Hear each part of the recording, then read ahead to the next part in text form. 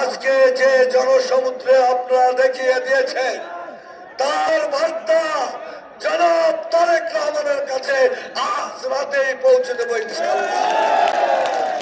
প্রিয় বন্ধুগণ, আর কটা দিন আমি জানি আপনারা বুক থেকে পরিশ্রম করছেন, আমি জানি দিন রাত এক করে উপস্থিত জনতা কাজ করছেন অবহেলিত এই পিরোজপুরকে ওই নৈরাজ্য মুক্ত এবং উন্নয়নের রোল মডেল তৈরি করতে।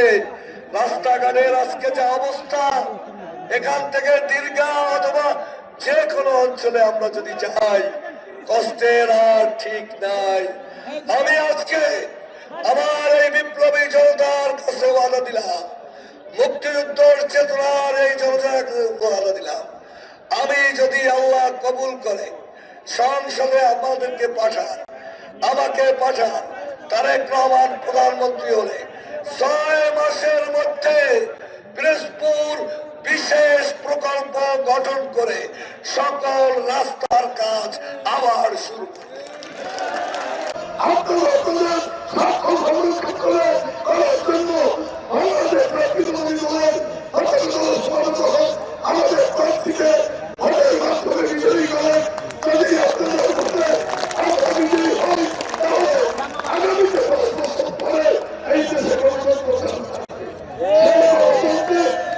আসলে যদি আমরা আপনাদের স্বার্থ সংরক্ষণ করতে না পারি